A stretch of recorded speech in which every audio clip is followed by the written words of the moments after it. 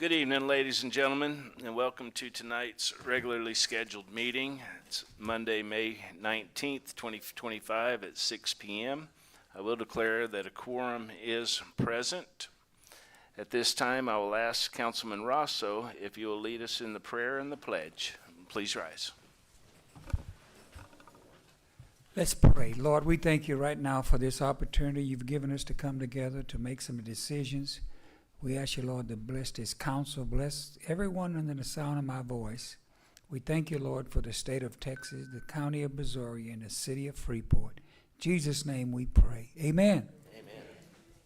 Pledge allegiance To the flag of the United States of America and to the republic for which it stands, one nation, under God, indivisible, with liberty and justice for all. Honor the Texas flag. I pledge allegiance to thee, Texas, one state, under God, one and indivisible.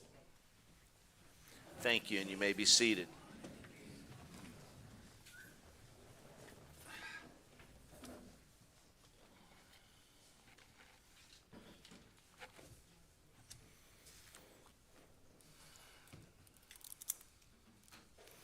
As a reminder, we will run a orderly meeting tonight.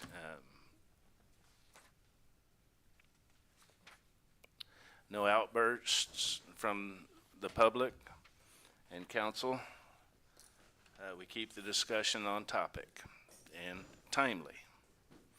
So with that, we're going to move on to audience participation. The first one I have this evening is Mr. Sam Reyna.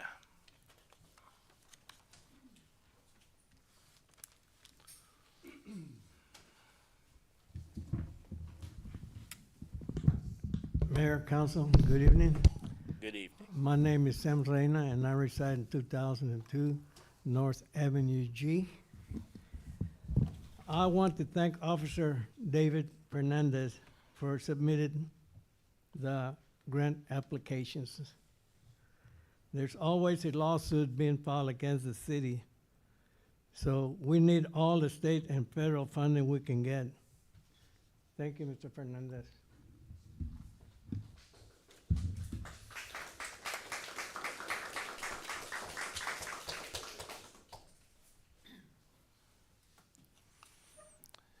Next we have Gilbert Quellar.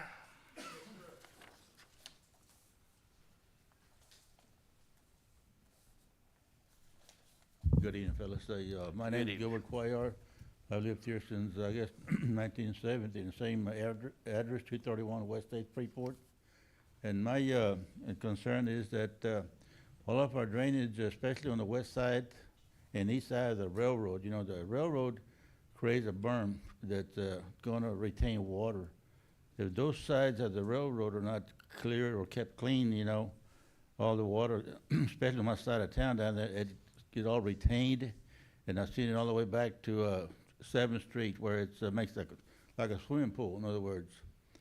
And to make matters worse, there behind my house, when it's Oak Street, it's a dead end toward the railroad track.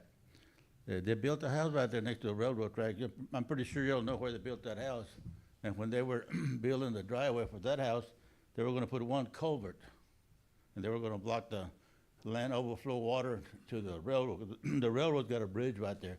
As a matter of fact, there's only two railroad bridges that allow the overflow water to go back south towards the Gulf, So if those ditches are not kept clean, and the railroad bridges are not kept clean like they are now, they're dirty.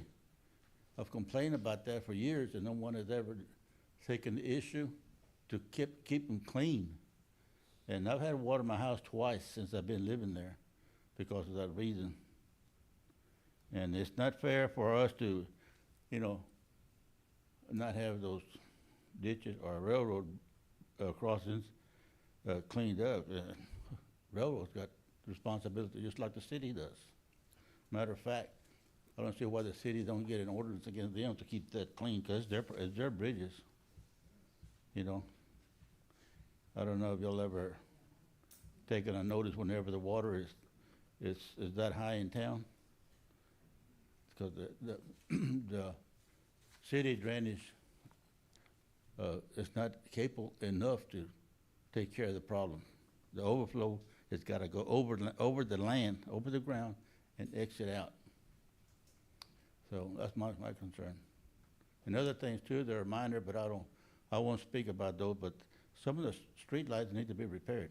Since the storm came through, I know our corner light hadn't been replaced. The wire is dangling down along the post. And I don't know if y'all travel that Velasco Bridge here in town. Some of them light fixtures about ready to fall. It's gonna create a problem to the city. They're falling and hurt somebody, you know. And I had never met my council person that takes care of my area. All right, that's all I gotta say. Thank you. Thank you, sir.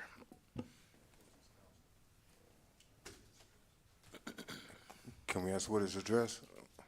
His address is 231 West 8th Street. Does that mean? That'd be Ward A.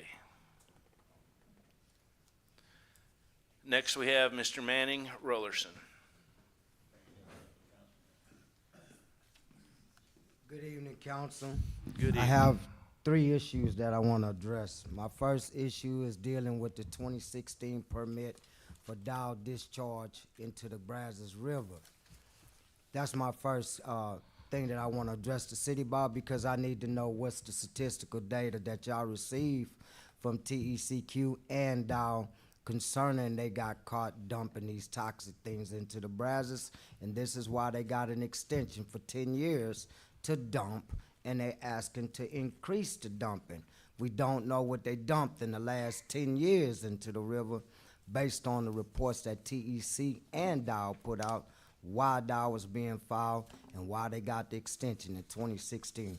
They are operating on a permit that's from 2016, and for 10 years they had extension. So the city of Freeport, you guys need to let us know what's dumped in that river and how safe that river is. You are part of that chain of custody when it comes down to regulating that river and Dow Chemical. It shows that y'all have done anything at all, period.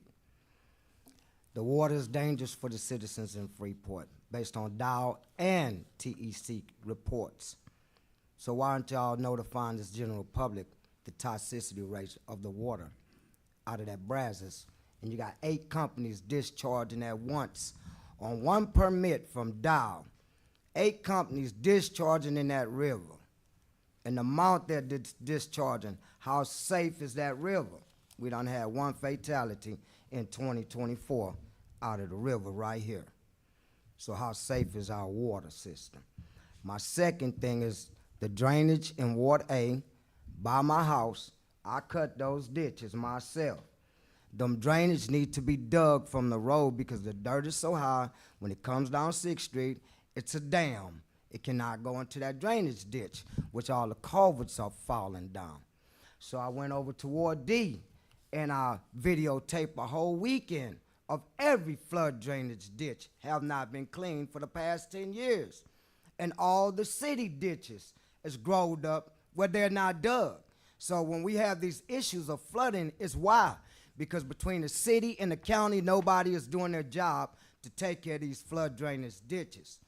They all been documented. I post every last one of them. So every last one of y'all sitting up there, you got an issue with these ditches, get to the city manager and let's get these ditches clean before the bad weather come in, because there's no excuse for it. And to Councilman Pena, congratulations. I told you God got your back. No matter what you do, God said a race isn't given to the swift, neither to the strong, but to him that endure to the end. And what he says, he said, no weapon formed against you shall prosper when you standing for his children in his ways. Congratulations, young man. Thank you, Mr. Rollerson.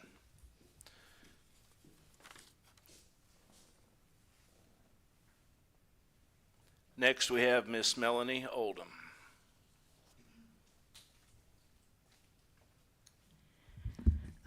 Good evening, Melanie Oldham, 1206 West Broad. I'm the director of Better Brazoria Clean Air, Water, and Government. And due to my job, I attend pretty much majority of the city council meetings in southern Brazoria County. And so I want to say I try to pick my battles when I speak, when I've had time to research. And I know several years ago, for instance, when people were accusing Mr. Brumage of stealing money, I came out and spoke to the council and online, CCF, everybody that know I researched. In my opinion, he had not stolen the money. But that made a lot of people unhappy, including Mr. Pena and others, but we all have our opinion. So why I'm bringing this up is I did attend, like a lot of other folks in the room, the Pena trial for 2 days.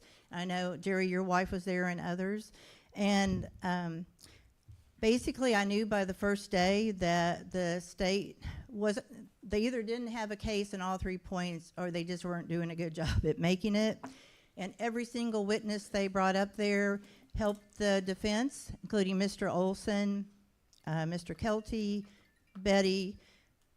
They were under oath, so they had to tell the truth. And so I think I'm saying to everybody, you know, I just wish that everybody from the city manager, all you council people and mayor would actually be up there to represent us. You know, we've been watching this drama for years and years, and it is so frustrating. You know, even Mr. Pena's attorney said at times he can be rude, arrogant, but none of you are perfect. Believe me, I wish Mr. whoever spoke up more. Somebody, councilman, wasn't so rude when they spoke to another councilman. But the thing, all of y'all, you have not been able to get a lot of things done for us citizens in the city because of all this drama, argument. Nobody seems to want to work together, compromise, speak. And, you know, I just want to remind you, Mr. Olson is an interim attorney. And after hearing his testimony at the trial, a lawyer knows they can't change their testimony, but that's what happened. But anyway, I guess the point is, I think everybody in this room is just tired of the drama. And even after all this, I hear people say, well, we're just going to crack down, find some other lawsuits to bring against each other.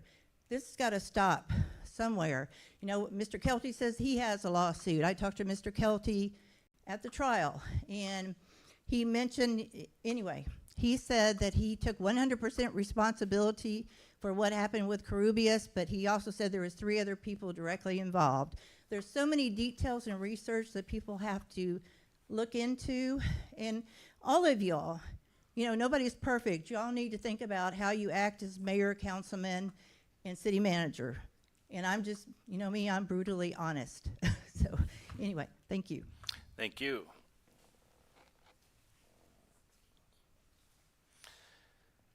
Next, we have Mr. Thomas Cool.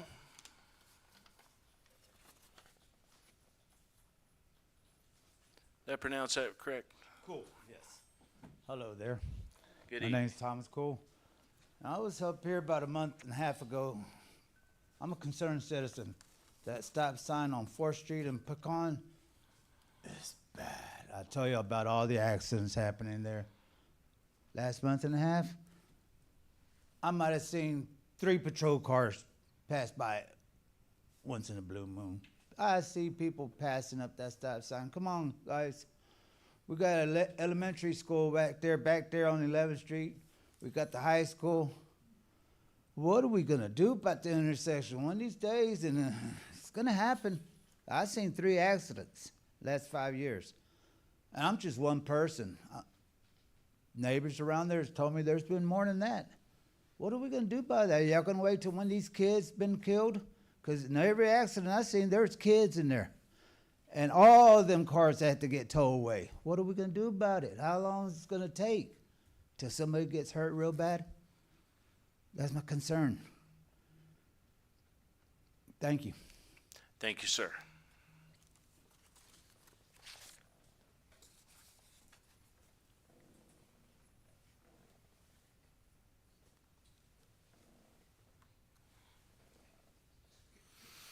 All right, moving on. Next item on the agenda is the consent agenda. On the consent agenda, we have action regarding the minutes of the May 5th, 2025 meeting. We have action approving resolution number 2025-2912, authorizing the application for grant FY 2026 Criminal Justice Grant number 5104302, which is a radio system modernization project. We have action approving resolution number 2025-2913, authorizing application for grant FY 2026 Criminal Justice Grant number 5442501, which is a dispatch console replacement project. We have action approving resolution number 2025-2914, authorizing the application for grant FY 2026 Rifle Resistant Body Armor Grant, the BAGP grant, number 5481901, which is for rifle resistant body armor. We have action approving resolution number 2025-2915, authorizing application for grant FY 2026 Project Safe Neighbors Grant Program, grant number 5530901, which is a Safe Parks initiative. Then we have action approving resolution number 2025-2916, authorizing the application to the Texas Department of Transportation, or TxDOT, Transportation Alternatives Program, the sidewalks projects, and designating the city manager as the official with full authority to act for the purpose of the program. Then we have action approving resolution number 2025-2917, authorizing the application to the Texas General Land Office, or the GLO, Beach Maintenance Reimbursement, the BMR program, and designating the finance director as the official with full authority to act for the purpose of the program. Council, those are the items that are on the consent agenda. I will entertain a motion. I'll make a motion to approve the consent agenda from section 2B through 2G. We have a motion to approve by Councilman Pena all the items that are on the consent agenda. Is there a second? No, it was actually 2B through 2G. That was C, D, E, F, and G, not A. Okay, so you want to pull out 2A. Yes, sir. All right, so we're going to continue with this motion to approve from 2B through 2G. Is there a second? I'll second. We have a second by Councilman Rosso. Is there any discussion needed on these items? Mr. Davis, did you have something? Hearing none, I will call the vote. All those in favor state aye. Aye. Aye. All opposed? Motion carries unanimously. Mayor, I'm going to make a motion to approve 2A as presented. We have a motion to approve number 2A by Councilman Matamoros.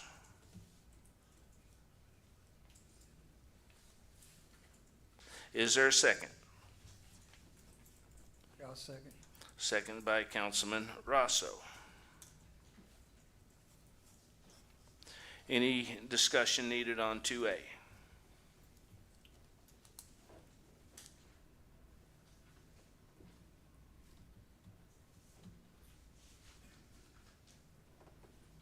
Hearing none, I'll call the vote. All those in favor state aye. Aye. All opposed? Nay. Motion carries 4-1.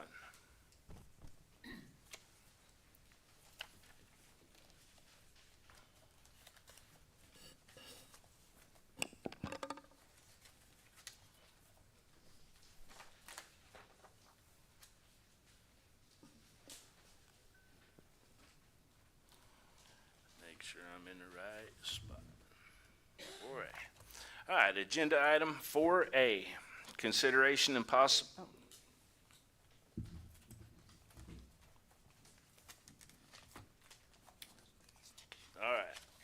We're gonna go back to 3A. Okay. Presentations and updates. We have Ms. Fisher here with the Brazosport Tourism Report. Yes, I'm Edith Fisher. I'm the Director of Tourism for the Brazosport Convention and Visitors Council. We are a division of the Brazosport Area Chamber of Commerce. We promote the entire Brazosport area as a leisure destination. We carry out a strategic plan that's put together by our board of directors. We make an annual presentation to council and submit quarterly reports to you so that you know how we spend the occupancy tax funds that we receive from the city. We are funded through hotel occupancy taxes collected not only in Freeport, but Clute, Lake Jackson, and Surfside Beach as well. So our goal is to promote the Brazosport area as a leisure destination, and we do that by working with our industry partners, with our local accommodations and attractions. This group meets about twice a year. We talk about ways that we can attract more visitors to the area, or tourism industry issues that we can work together on. We work with Visit Houston, which has a group called Around Houston that's made up of about 14 cities around Houston. So Houston is able to draw these international visitors that are staying for 10 to 14 days. And after they're in Houston for about 5 or 6 days, we work to get them to stay in the region, you know, visit the Brazosport area or Beaumont, Huntsville, Sugar Land, stay in the region rather than going off to Austin or San Antonio or Louisiana. We also work with the County Parks Department, with TxDOT, with the Office of the Governor, with the Historical Commission. Another way we promote the area is through advertising. We've had paid, either paid advertisements, editorials, or listings in these publications and websites. New last year, we did a brand, it's called Brand USA. It was an international campaign to get group visitors to our area. We worked with Houston on that. We worked on Expedia, and a campaign on Expedia as well. And so these editorials, listings, and ads, if we had to pay for each of them, it would be more than $150,000. Our advertising budget is a fraction of that, so we're able to really stretch our dollars mainly with co-ops and partnerships. So like for your $5,000, you're getting $150,000 worth of advertising, and we had a reach of over 8 million last year. And then these are some of the examples of some of the ads that we had. So we want to capitalize on our location on the Gulf Coast. We're a beach destination. We always list each of our cities on the ads, and then there's our website or a call to action to click to get to our website. Our website does have a page about each of our cities as well. So another way we promote the area is by attending shows and conferences. We did the Dallas Travel and Adventure Show last year with our Team Texas partners. We worked pretty closely with HGAC to take advantage of all the offerings that take advantage of what the workshops and partnerships that they offer us. The Historical Commission, the State Fair, we've done that for the last several years. So the State Fair goes on for 3 weeks. We have our brochures there the entire 3 weeks. However, our partnership with the Historical Commission, they run that booth. They offer an opportunity to have a destination of the day. And so for the last 3 years, we've had Brazosport Day at the State Fair for 2 days, and I'm able to work that booth and give out our brochures to the thousands of people that come to the State Fair, and there's hundreds of new Texans that come there looking for places to visit. Also, I wanted to mention the Texas Travel Counselors Expo. That is an appointment-style show where I meet with mainly TxDOT employees that work at the travel information centers across the state. The closest one is in Orange. It's also the most visited one. And so I get to let them know where we are in Texas, what our brochure looks like, what our website looks like, any new events or attractions we have, so that they are able to answer questions for the visitors they get that may want to know, like, where's a good place to go birding, or where can we go fishing, that those travel counselors know about our area and can pass that along. So our website, visit brazosport.com. Last year had 96,000 page views, an event count of over 306,000. So when people are on the website, the pages that they visit the most are beaches, attractions, dining, and stay. Stay is our hotels and our short-term rentals. The top places that people are from when they're looking at our website is Houston, which is our top market, Dallas, Fort Worth, Austin, San Antonio, and then the top referring sites are Facebook, visit HoustonTexas.com, and 365 Things in Houston. And visit HoustonTexas.com is also available in Spanish and Mandarin as well, because those are the top markets for Houston. Two special projects that I wanted to mention that we worked on last year were the tourism-friendly designation that the Office of the Governor's Travel Texas offered. So last year was the first year to do that, and we are lucky enough that all 4 of the cities in Brazosport that collect hotel occupancy tax were able to get that designation. That included, the work included submitting a letter of intent to say, yes, we want to be a part of this program, some online training, a very lengthy self-assessment questionnaire that had to be answered, and then an in-person interview with the Travel Texas. So Clute, Lake Jackson, and Surfside Beach, we were able to do that for them. And then we brought the program to Freeport, and I know Anna, the former Main Street coordinator, she started it, and then Wade Dillon finished it. So we were able to have people from the Office of the Governor down about a month ago, and they gave each of the cities their designation. The other project that we worked on was the Texian Rally, which was a heritage tourism workshop. It was a day-long workshop, but the day before the workshop, we do tours of the area, and we were able to include the Freeport Historical Museum in that tour. The other sites on the tour were the Levi Jordan Plantation and Varner Hawk Plantation. So we had about 50 people from San Antonio to Chambers County come in and do those tours, and then do the day-long workshop as well. So last year, these are numbers for Brazoria County. There was a slight increase on direct travel spending, which means your gas, your accommodations, dining, shopping. It was $475 million for the whole county. There are 5,800 employees that work in the tourism industry in the county that make $166 million. And then the state and local tax receipts were $43 million.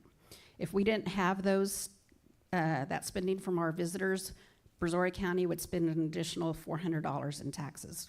The taxpayers would have to pay that. The last thing I wanted to talk about was our Shop Local weekend. This is a great opportunity for the general public and for our chamber members. It starts on Friday, June 20th. People can come by our chamber and pick up breakfast, a list of chamber members, and a shopping bag. Then they can either go on a shopping spree or just go on with their weekend, buy groceries, pay their life insurance, get gas. As long as it's with a chamber member, they can turn in those receipts. And then that following Tuesday, we do a drawing on Facebook Live, and we give out $1,000 cash. So that is, like I said, good for anybody that's going to spend any money that weekend, and for our chamber members. So that concludes my report, and I want to thank you for your past support, and we look forward to continuing our partnership. And I'll be happy to answer any questions if anybody has any. Council, do you have any questions for Ms. Fisher? I have a question. Yes, sir.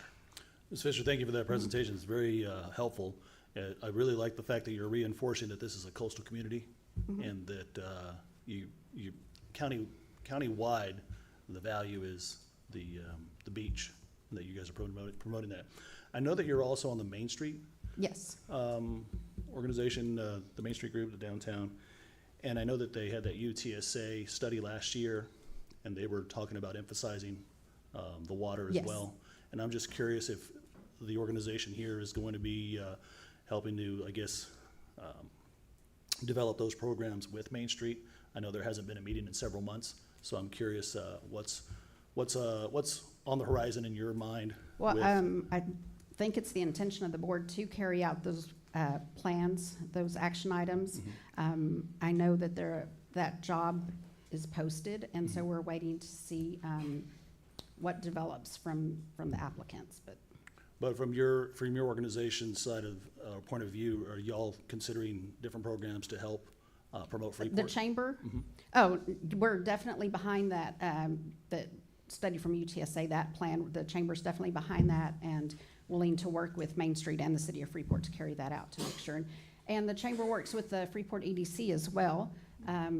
Whenever we get leads, we share those with the EDC and with the county's EDC, with the Alliance.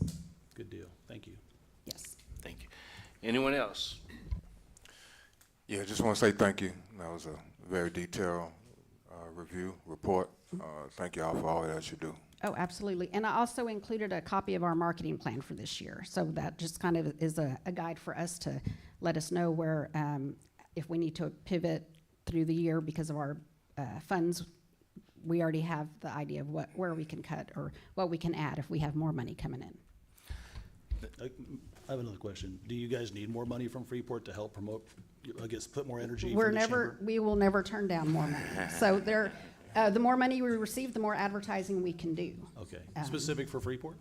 Well, we do the whole area. So we wouldn't just do a campaign for Freeport. It would be for the whole area. But if there was something new in Freeport, we would add that Got to it. our campaign. Thank you. Ms. Fisher, you say there's about 96,000 page views on the website? Yes. How does that compare to previous years?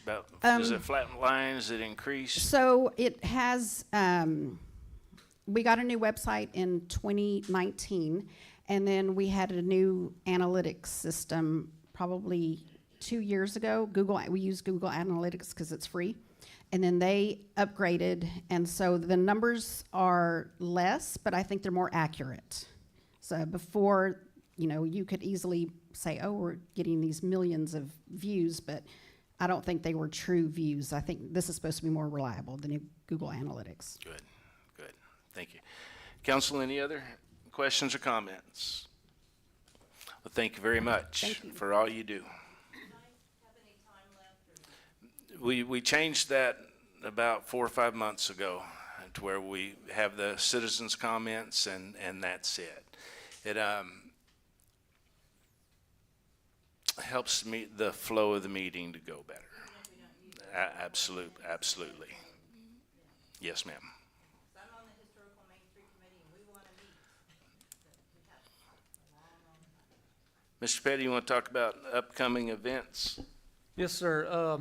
The shark exhibit's coming up on May 24th through August 13th at the Freeport Historical Museum. Make sure you get out to see that. Mr. Dillon and his staff's put on a great exhibit, and you'll all be thrilled to see it. So, anyways, get out there. Like I say again, on May the 24th through August 13th. Free admission. If I'm not mistaken, this is the biggest draw to the museum.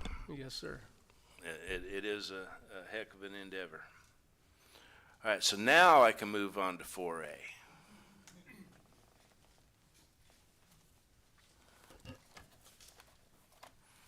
Agenda item 4A, consideration and possible action approving resolution number 2025-2918, authorizing the city manager to apply to the office of the governor for the state and local cybersecurity grant program, the SLCGP, mitigation projects FY 2026, grant number 5479601.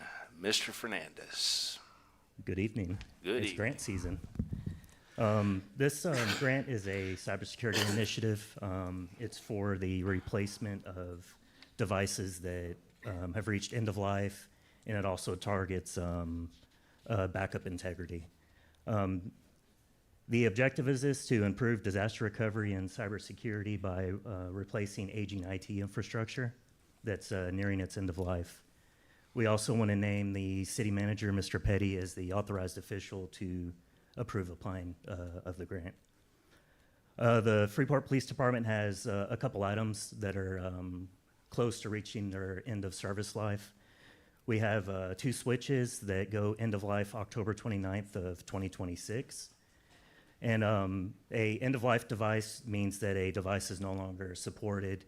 It doesn't receive security updates, patches, and it has no support left on it.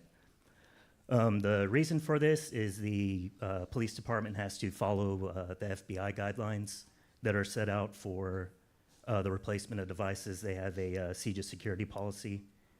Section 513 specifically mentions that end-of-life devices cannot be used on the network of a police department.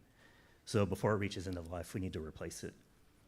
These switches are critical. They're the core switch layer and the backplane for our server cluster. So if these goes down or lose support, then we pretty much lose all of our network connectivity in the building. The other device we're targeting is a backup storage.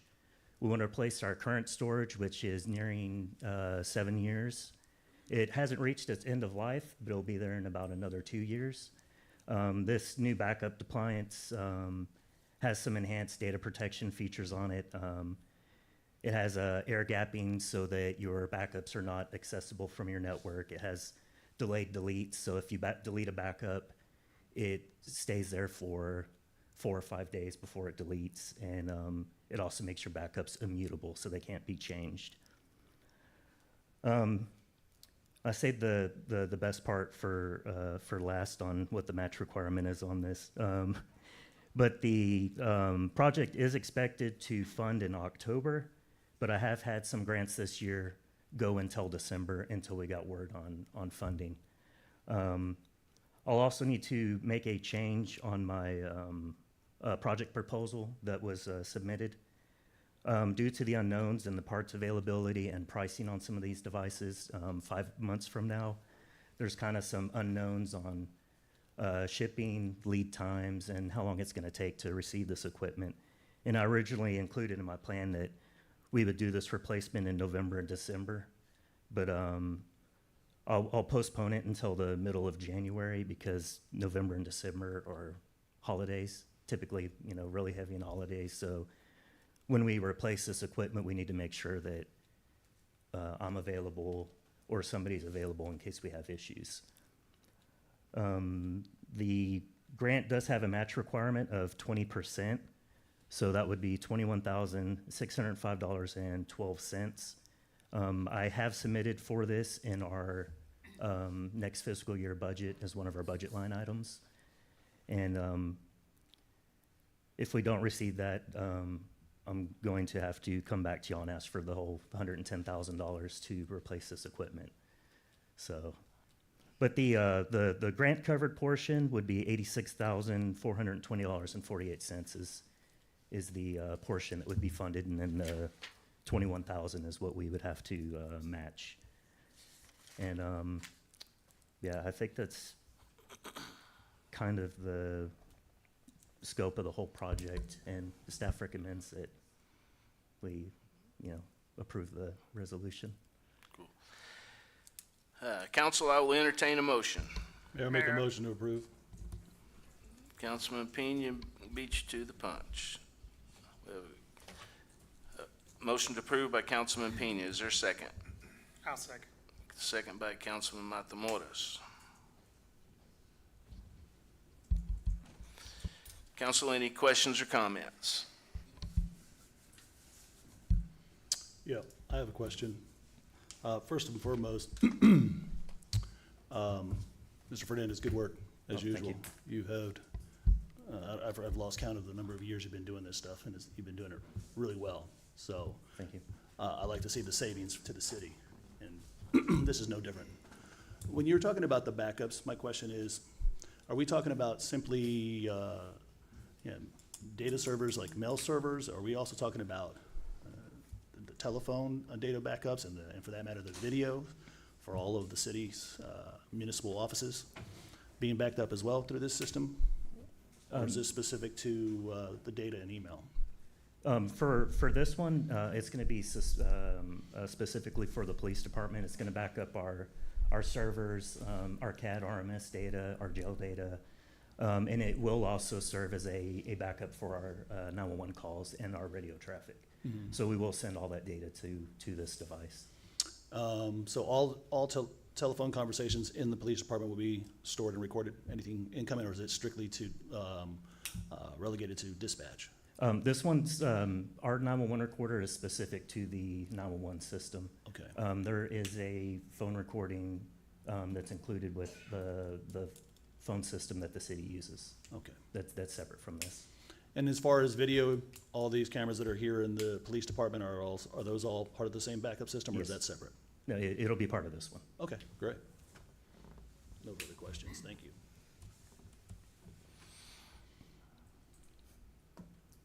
Councilman Matamoros, this is typically one you want to chime in on. You've heard what you needed to hear. Yep, I've already spoken with Mr. Fernandez. Well, I too would like to say thank you. Thank you, Mr. Thank you. Fernandez, for going out for the free money. Because sometimes it's not free, but it's a heck of a lot cheaper than if we didn't have it. So with that, gentlemen, I will call the vote. All those in favor state aye. Aye. All opposed? Motion carries unanimously. Thanks again. Thank you. We have agenda item 4B, consideration and possible action approving cooperation agreement between the City of Freeport and Texas Home Collaborative, a public housing authority, Sienna Villas Apartments. Mr. Petty. Yes, sir. Just a little background on it. Sienna Villas Apartments received major damage associated with Hurricane Beryl. The approval of this agreement ensures affordable housing servicing to low to moderate income citizens of the City of Freeport. The city's responsibility under this agreement shall include the following. The city shall endeavor to identify local service providers and programs that have the potential to serve and/or enhance services at the project. City staff shall cooperate with the cooperation and shall participate in briefings with the city council upon the cooperation request. City staff shall work with the cooperation to facilitate and process the departmental approvals or city permits necessary for the completion of the project. City agrees to expedite and assist with any procedural requirements involved in obtaining any city council approvals necessary for the development of the project, including approvals and resolutions related to the project's application to the TDHCA for 4% credits, and the city agrees to support the project with the same degree of public services that it supplies to other similar multifamily developments within the city. Now, the financial impact, the city is not a party to any contract or agreement or subject to any charter or other legal restrictions of a kind which materially and adversely affects the business, property, or assets or the condition, financial or otherwise, of the city. So there's no financial liability to the city on this. It's a co-op agreement so they can get the needed help that they are looking for.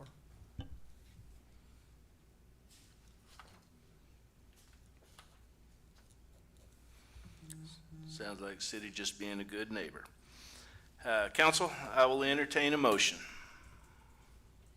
I'll make a motion to approve. We have a motion to approve by Councilman Pena. Is there a second?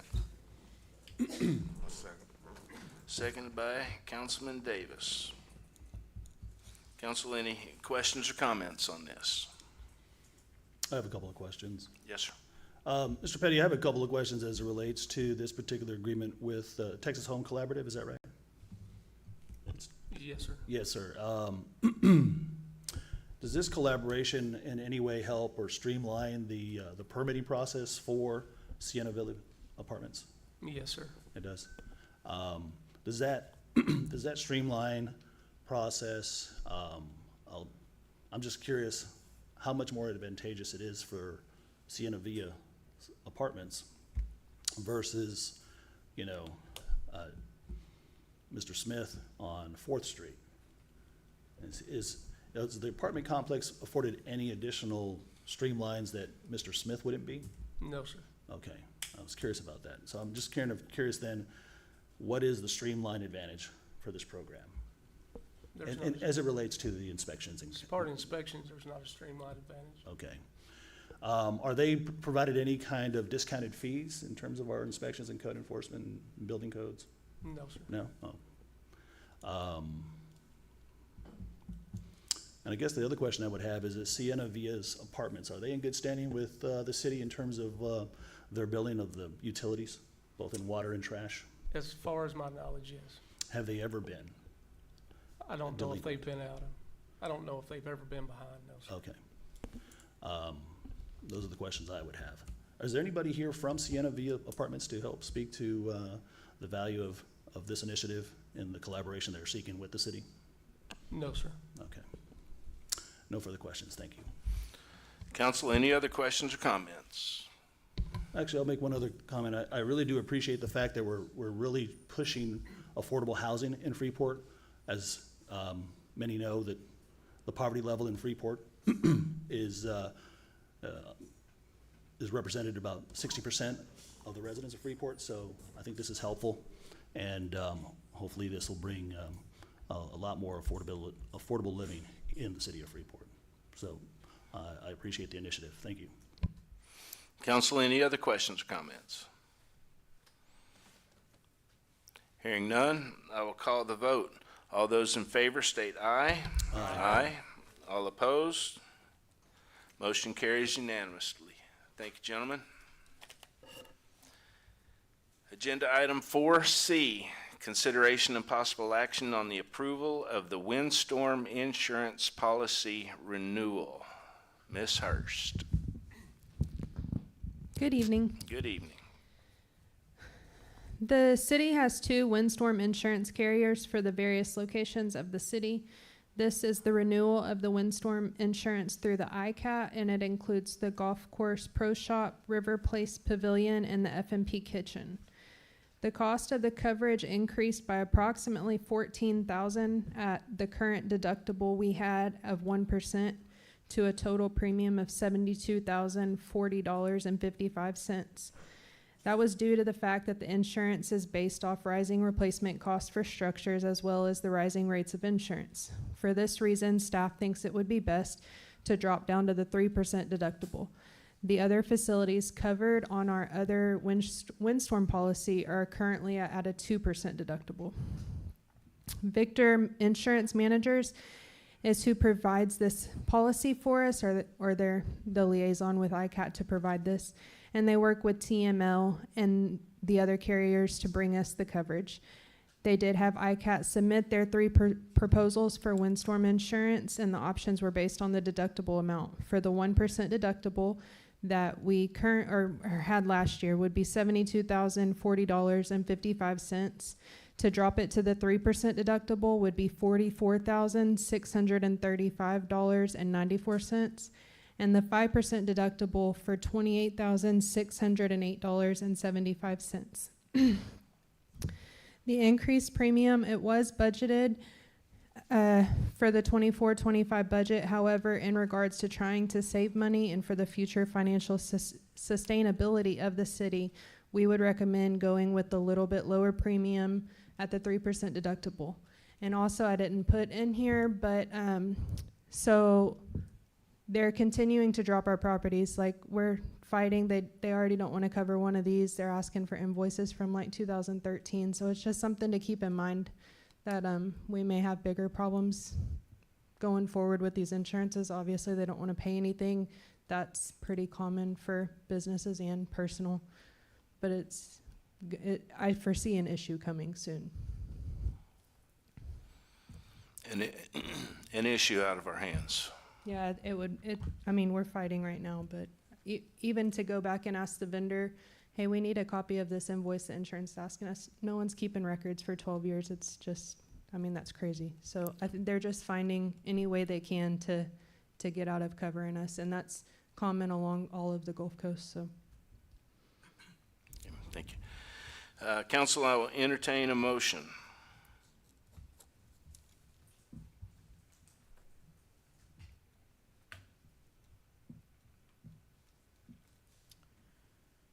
Mayor, I'll make a motion to approve at the 3% deductible. We have a motion to approve at the 3% by Councilman Matamoros. Is there a second? I'll second. Seconded by Councilman Davis. This is a win as long as we don't have a storm. Pretty much. Well, and something else to also keep in the back of our minds, if we get a named storm, we're going to work with FEMA too. So we, as a government, have that additional assistance. Yeah. Council, any questions or comments on this? Yes. Yes, sir. Ms. Hurst, thanks for the information and the presentation. I had a couple of questions here. I'm trying to understand my math. Maybe I misunderstood it. So at a 1% deductible, the the cost of the city is 72,000, Yes, sir. and that's the deductible The premium. or the premium? Got it. I think I heard deductible. Yeah, so I was Oh, trying to sorry. understand how Oh, the, I think when I was reading it, yeah, I did put 3% deductible. yeah, I was like, I'm not sure how insurance works that way, but thank you for that And clarification. those do say deductibles there, but they should say premium. I apologize. That's why I didn't make the motion to approve it out of the gate. That was my first concern. So I'm glad we got that squared away for the public to understand as well. Yeah, so when I saw 1% at 72,000 premium and then 2% at 44,000 premium, I was like, wait a minute. Or excuse me, deductible. It didn't make sense, but that makes more sense. So at 3%, again, what's the premium again? 28,000? At a 3% is $44,635.94. Oh, what was the 2%, excuse me? The 2% is what we're on with our other plan. This is ICAT because TWIA specifically won't cover these policies, so this is like a supplemental windstorm that we're able to get. So at 2%, the premium would be what? What it's at now? This This one company does isn't- not offer a 2%. Oh, it's just 1 and 3. Yes, sir. Oh, and 5, excuse me, that was the other number. Yes, What was sir. the 5% at again? $28,608.75. All right. I was trying to make as many notes as quickly as, to keep up with you, but, There was a lot of numbers flying around. yeah, thank you. You know, the other thing I was curious about is that you made a comment that was prevalent here in the coastal community about a lot of these insurance providers that don't want to cover the claims. And I know last year when we had the storms, we had a lot of issues with that. And so, are we still having issues with this particular provider? Were they our provider this last year as well? Yes, they were. And Victor's the provider or the broker? The broker. And who's the provider again? ICAT. ICAT. Yes, sir. So ICAT, in the last year, are they really the only show in town that were forced to drink their Kool-Aid? I don't know that for certain as of right now. I know that that's who the city has been using. Mhm. I do know that I have a meeting in June with a company, McGriff, Mhm. and they help cities and counties with insurance needs. And so they're going to sit down and help me evaluate. Because currently we have 2 different windstorm policies. One's due for renewal in December. This one's due in May. Then we have our property and general liability. So I'm hoping we can kind of more bundle everything and get this running a little bit smoother. So, I mean, there's really a lot of questions to this because it's not just, you know, cut and paste. When we're talking about ICAT in the last year, not really honoring the policies that they were allegedly supposed to insure, and then, of course, like a lot of insurance providers, they just start fighting you and start, you know, task mastering you with a paper chase, right? And so obviously, our records are not very good, is what you're saying? Legally, we're not required to keep records that far back. What are we legally required? 5 5 years? So why would an insurance policy require 12 if they know that most municipalities here in the state of Texas, I don't know if that's a state law? It's law. If yes. it's law, then it sounds to me like their policies for trying to deny are not even in sync with state laws. That leads me to think, is Victor really giving us enough options? Or do we need to go to a different broker? And the question is, do we have other brokers that we've also facilitated this search? It's kind of like when you're looking for a job, right? You can have one headhunter, or you can have multiple headhunters in finding you better options. And I'm just curious, are we under the gun to drink this? Unfortunately, yes, because we're right on the peak of hurricane season. Once that starts, we won't be able to get covered until after the season ends, which won't be till the end of the year. However, I am open to researching throughout this year and seeing, just understanding what our options are. I'm open to that. Can you help me understand why we're here at the 11th hour, being forced to decide this and not having had any additional options prior to? Well, the main reason would be because I've been fighting to try to keep these 3 locations covered. From my understanding, this policy started out being 7 buildings that were covered by the supplemental, and they've now dwindled down to 3, and I had to even fight to get those. Wow. So. What are our neighbors doing? What is lack Lake of- Jackson, Cluton, and Surfside doing? I can get answers and report back. That would be helpful. Because I can't imagine that they're all just saying, screw it, let's just throw our hands up, let's go with what Victor says and ICAT says, especially when these guys are not honoring their policies, number one. And then more importantly, I wanted to touch on the FEMA component, because last year, we talked about, hey, FEMA's gonna be there in a pinch, but then their funds got frozen, and now, number one, are those FEMA funds still frozen, and do we expect that to be the case going forward? And I'm just wondering if we're gonna move forward with this, in 3 months, hurricanes are here. I mean, last year we got hit in June, right? What was that, Beryl in June? In July, yes, sir. In July, was it July? So I thought it was late June, but either way, I'm thinking, okay, well, we're what, 45 days away from that? And, you know, we get the brunt of it. We got the brunt of it last year pretty good. There's no telling that we're not gonna get it this year. And especially if we have less coverage, less structures covered, I'm just like, wow, what are we gonna do, and what are the other folks doing? And I really would hate to award bad behavior, or for that matter, just limited options through Victor. And so I'd be curious to see if we can get some additional options. The only thing I have heard for sure is that other cities are dropping back. They're going to those cheaper premiums with the higher deductibles, simply because insurance is so outrageous for everyone right now. So what you were saying is that everybody's basically saying, all right, we're gonna go high deductible and roll the dice and hope that these guys will cover us.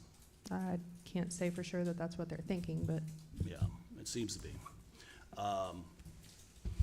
And so for those properties that were not covered, what is our plan on those? What's our risk plan on that in terms of insurance? risk would be total loss. Total It's loss. insured property. The property itself is insured, but we don't have a windstorm. So if there's a named storm, then we wouldn't have insurance to supplement. Our only assistance would be through FEMA. Yeah, I know that they were, during last year, the windstorm a lot of the windstorm carriers were denying any kind of claims based on horizontal rain, or rain, what was it, wind-driven rain was the catchphrase. And so a lot of people were basically exposed and had to cover the losses themselves. And I'm just curious if that's the case, number one, did we have to do that last year? And if so, to what dollar amount, if you have any estimate? And For insurance, I don't have any. for what was not covered by insurance? A lot. It's all in it's in the financial report, because everything in Beryl, the fund balance of Beryl right now would be what we're looking at. I'm just trying to get a real sober look at what our situation as a city is in terms of insurance, and what our options are in terms of the expenses. So Beryl to date was a little over $2 million. A cost to the city. Yes, sir. Wow. Citywide. Yeah, I would definitely like to see other options if we can do that. And the question becomes, if we find better options and we're moving forward with this, we can always cancel this and get it prorated and get onto the new policy that might be stronger and better. From Is my that right? understanding, that is correct. Okay, I would like to see that. That would demonstrate to me that we're being fiscally responsible and really trying to mitigate the risk for the city and the cost. And I'm hoping that FEMA will kick in where we get those $2 million refunded to us at some point. Do you have Yep. any confidence in that, or any updates on the FEMA funds? 'Cause I meet with them bi-weekly. We actually had a site inspector in the city last week or week before last week, looking at all the projects that aren't finished to date. We have to provide very detailed reasons why they're not finished, or when they will be finished. All of our, and when I'm using the word projects, each damage at a building is considered a project. So all projects have to be submitted to FEMA for their final approval for it to get down to the state by July. So we're actively working on it, but it's just a long process in general. Well, thank you for the work, and thank you for the answers. No further questions, Mayor. Council, anyone else? Yeah. Now, how many buildings are we having trouble with all the buildings? Did you already answer that? Like, in the claims, buildings that we claimed, that we made claims on, are we having trouble with all the claims? With claims, we just had the expected trouble when we had the storm. You know, they didn't want to cover much. Yeah, that's from the buildings from the storm. From these three? From Barrett, yeah. So it's all three of them? Yeah, I mean, every building we had it with. Every building, yeah. Yeah, I know it's hard. I've been dealing with insurance problems too, so I know it's come from. In our church, you know, it's 2 years in a row that, we had not the 2 storms in a row, and they covered nothing on the church, but then they went up $4,000 on the insurance, the premium, and so we was trying to think of, I mean, we wish we could just not get insurance, period, because they don't pay nothing anyway. But I mean, you can't do that. So Personally, that's how I feel yeah. about my own stuff. So I mean, it might not be smart. I mean, but we might have to go with the 5%. I mean, and get the lowest one. They're not paying no way, but so we can search. Because I don't know, you ain't got but a couple of 20, 30 days to search and find something else, but maybe go with the 5% and just, cut the price down because they're not paying anyway. But that's just something for us to think about. I know it's rolling the dice, but I mean, we thinking like that as a church too. I'm just gonna pray, but they not paying no way. But we're steady paying them more, and then the price went up again this year. So I know it did. I know it went up. So it's going up everywhere. But that was just a suggestion. Yeah, that's unfortunately the world we live in, and that's the way insurance works. Mayor, I'd like to piggyback on that if I may just add on that. I think that's actually a good point. If we're going to be doing this search, we've got 45 days, incur the lease expense at the 5% deductible, save us about 20, what was it? How much would the savings be if we did that? About 15,000. About 15,000. Yeah, my concern with doing that, gentlemen, is if we do not find another outfit to cover us, then we're stuck at the 5%. Are we stuck at it? Is that right? Or can we move it? I believe for the next year we would be stuck at it. I believe we can cancel a policy, but I don't think we can change a policy after it's bound. Personally, I would feel more comfortable at the 3% and continue to look. And if we find something that is more Freeport friendly, then we revisit it at that time. That's my take on it. What about on this side? You good with 3%? All right. So council will call the vote. All those in favor state aye. Aye. Aye. All opposed? Motion carries unanimously. Thank y'all. Thank you.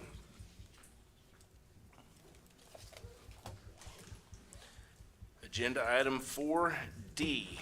Consideration and possible action approving ordinance number 2025-2738, amending the Code of Ordinances to adopt the 2021-2020 editions of the international codes. Ms. Foster. Good evening. I'm here tonight to ask, I'm here tonight to ask the board to consider to adopt from the 2014-2015 code years to the 2020-2021 years. If we adopt the new code years, it will give the city of Freeport better ISO ratings, specifically within the building code effectiveness grading schedule, which are continuing on the building code years because newer, more updated codes reflect the advancement in construction techniques, technology, and our understanding of migration, natural disasters. Adopting and enforcing newer codes demonstrates a greater commitment to the public safety and can lead to better building performances, reducing loss from events like fires and natural disasters. In your packet, I gave you a list of the codes, the significant codes that 2021 reflect. I didn't know if y'all want me to go through all of them. Y'all read over them? Okay. Good.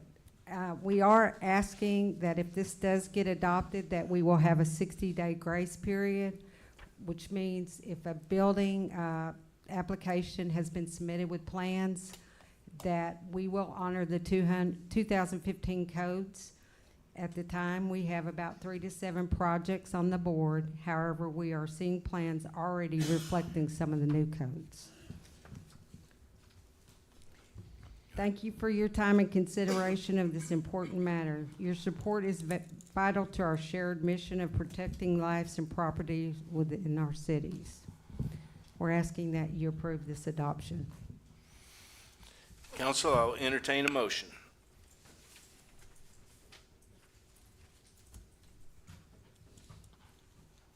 Mayor, I'll make a motion to table. Motion to table.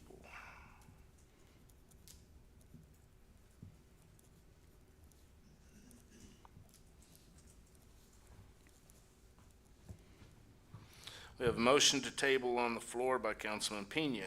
Is there a second? I'd like to ask a question as to why he wants to table. Councilman Pena? Is that the procedure? Typically, when someone makes a motion to table, they follow it up with the reasoning behind it. I thought there was a second required. Well, I'll second it. All right. So we can do that. We're not gonna argue about it. Now we can ask the question. No, it wasn't an argument, Councilman. That was Oh, no. a statement. I don't want us to get into that. Let's go. All right, so. Yeah, the only question I had, Mayor, was this. Number one, I know planning and zoning really polices all of the code enforcement and any of the variances to that. And so my biggest concern or question is, has this gone to planning and zoning and been voted on? Studied? Because they do a pretty good job of studying that. And I don't know that it's, legally required or what. I'm not sure what Mr. Olson's leaning into the mic for just now, so that's why I say that. But the reason I ask is because we've been relying on planning and zoning for the last 4 years to review these code changes. And so I want to make sure that they've had a chance to look at this, because there's some good minds on that board. Ms. Foster, do you have any response to that? I do, sir. No, this has not been in front of planning and zoning Yeah, at this that- point. That's the reason why I want to table it. I'm happy to approve it. If planning and zoning likes it, then I'm good Chief with it. Motley would like to add to that. Sure. I believe I've been with the city long enough to see at least 3 or 4 adoptions go through, and they've all came straight to council as well. Yeah, I didn't like it. My appeals board is the council, when we talk about the fire code and all that too. These are just updating to what we're being required or mandated to maintain compliance, so our own folks that are insurance, things like that, are not strike against them, recognize that we do not have a code. That's how far we are behind and bringing them up to compliance. We can go at least 3 additions behind. After that, we have to make a decision and go forward. So we have maintained that for a period of time. So that's where we're at, the fork in the road. Do we adopt this today and then go forward in the 60 days that she's presented? So that's why we're here today. Thank you, Chief. I appreciate that. I want to make sure that in fact, we are as up to date as possible. If we're behind on a lot of stuff apparently. As a city, we need to get caught up. And that's no criticism of yourself or what you're trying to promote in this. I totally agree that, we need to make sure that we have up-to-date ordinances. But I can tell you this, even though the last 3 times it's come to council, my conversations with planning and zoning every time is they bitch about why didn't this go to them first? Excuse my French, but that's exactly what's been going on. And so I want to make sure that we go back to them before we go forward. And that's my answer, Mr. Matamoros. So I wasn't going to argue. I was actually curious as to why, because I have concerns about it, because we get a lot of people who get businesses with older buildings, and they're always griping and complaining about, hey, we have to go to these codes. So that's what my concerns were. I mean, I was just curious as to the reason why I'm tabling it, because, I mean, I have the same concerns. So, I'm for tabling this. Chief Motley, I think it was the last meeting this was on the agenda, either there was one before that, one or the other.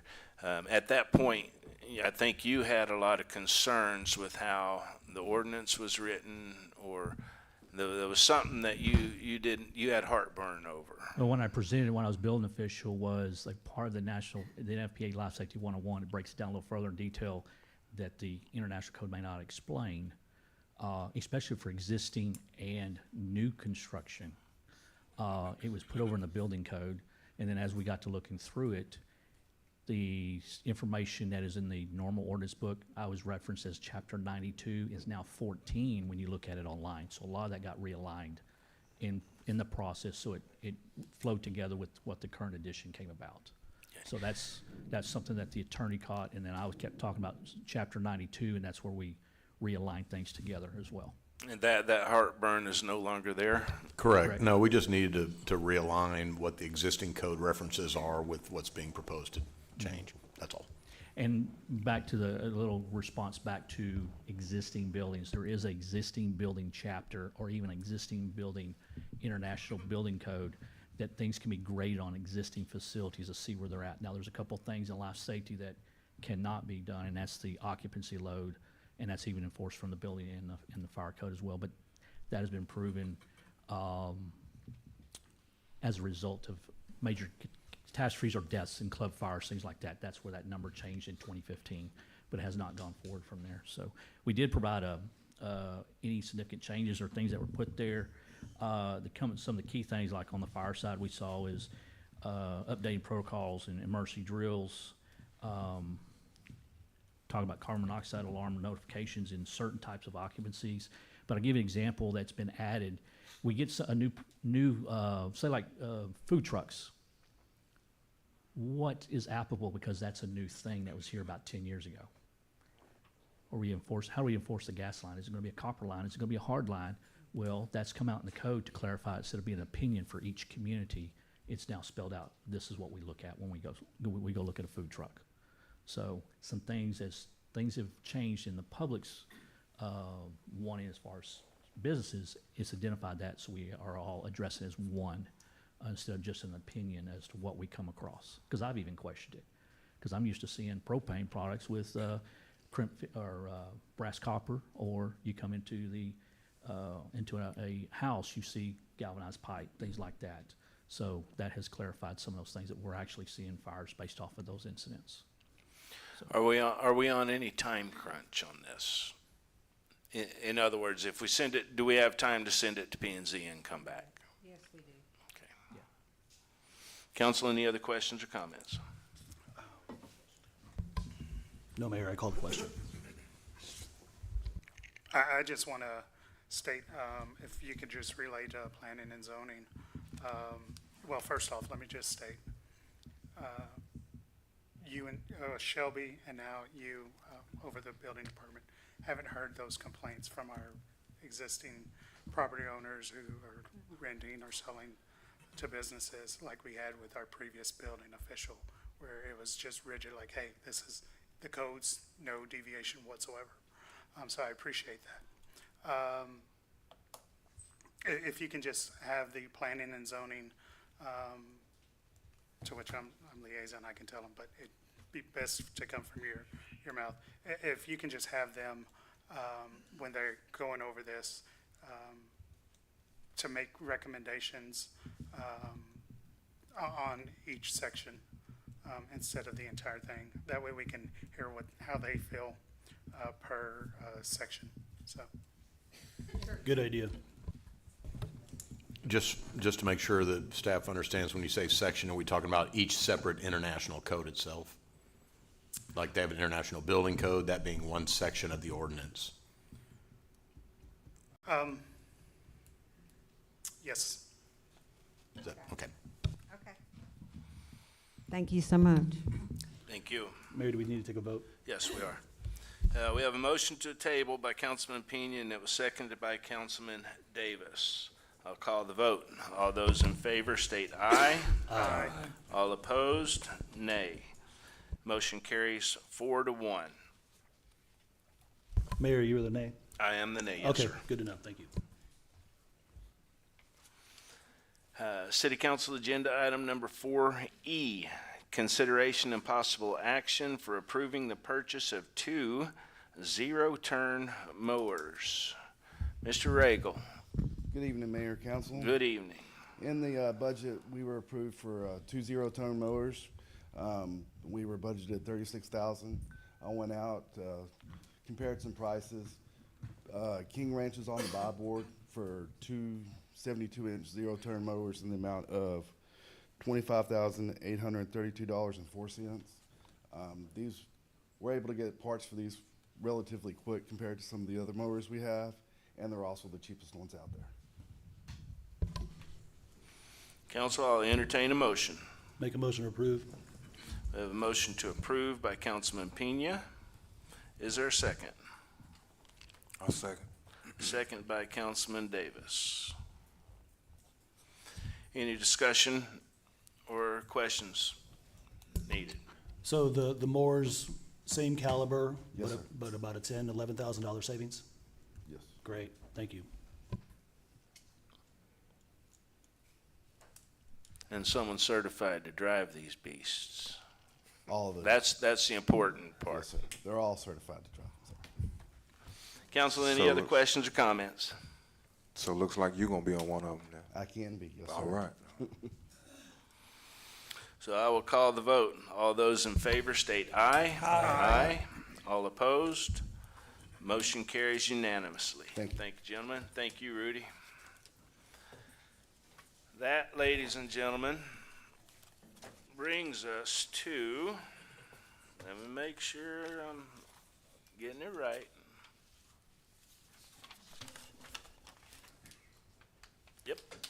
That brings us to executive session. It is now 7:16, and we are closing the regular session of this council meeting, going to executive session. Executive session regarding A, deliberation about real property. Discussion on 200 West 2nd Street pursuant to section 551.072.